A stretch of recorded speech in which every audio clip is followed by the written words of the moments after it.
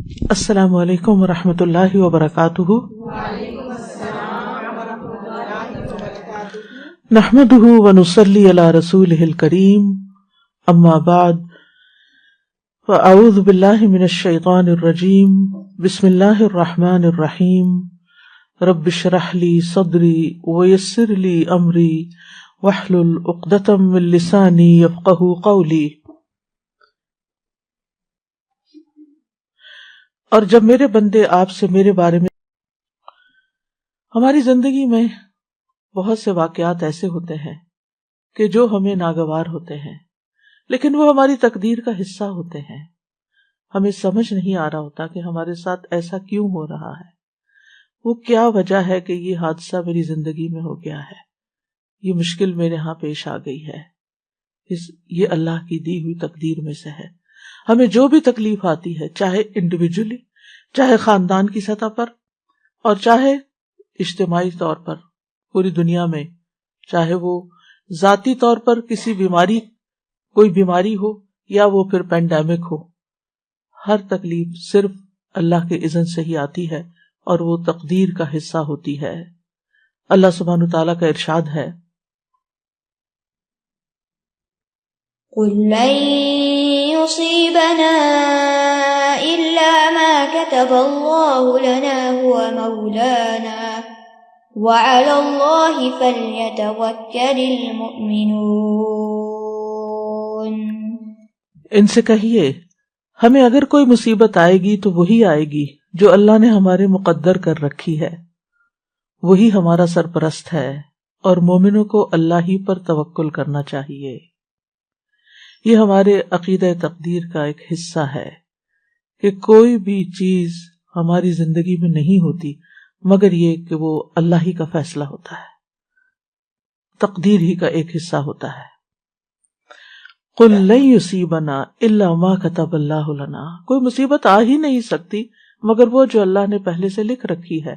کہاں؟ لوح محفوظ میں۔ یعنی جو مصیبت آتی ہے، اور پھر صرف مصیبت ہی تھوڑی آتی ہے، بہت سی خیر اور بھلائی بھی پہنچتی ہے۔ تو قل لن یصیبنا میں صرف مصائب نہیں ہے، اس میں نعمتیں بھی ہیں۔ جو نعمتیں اور راحتیں آتی ہیں ہماری زندگی میں، وہ سب تقدیر الہی کا حصہ ہیں۔ جب انسان کو یہ معلوم ہوتا ہے کہ اللہ کی طرف سے جو تقدیر میں لکھا ہے وہ ہر صورت میں پورا ہونا ہے، تو انسان کے لیے مصیبت برداشت کرنا آسان ہو جاتا ہے۔ یہ چیز اس کے حوصلے میں اضافہ کر دیتی ہے کہ اللہ سبحانہ وتعالیٰ اپنے بندوں پر ظلم کرنے والا نہیں۔ ہوا مولانا، وہ تو ہمارا مولا ہے، ہمارا مالک ہے، ہمارا محافظ ہے، ہمارا مددگار ہے۔ اور پھر اس کے مولا ہونے کا تقاضا یہ ہے کہ وہ ہمارے دینی اور دنیاوی تمام معاملات میں ہماری سرپرستی کرے، اور ہمارے لیے اس کے بندے ہونے میں کیا لازم ہے کہ ہم اس کی قضاء و قدر پر راضی رہیں۔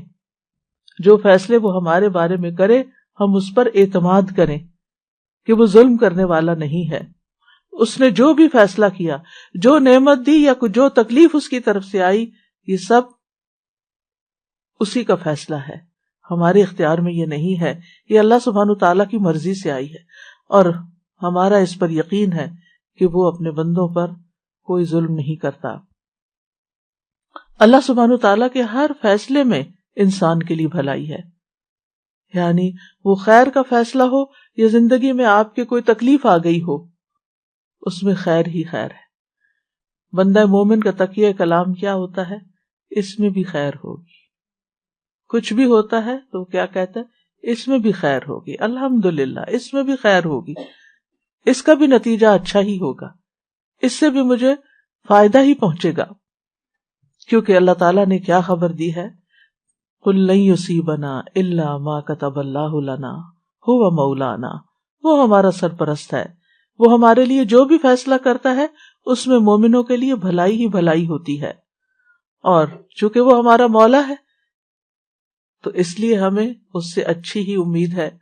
اور ولا مولا لہم، جیسے نبی صلی اللہ علیہ وسلم نے احد کے موقع پر فرمایا تھا کہ اللہ مولانا ولا مولا لہم، اللہ ہمارا مولا ہے اور ان کا کوئی مولا نہیں، یعنی جو اس پر ایمان نہیں رکھتے اور جو اس کے اوپر اس کی تقدیر پر ایمان نہیں رکھتے، پھر ان کا کوئی مولا نہیں، ان کا کوئی سرپرست نہیں۔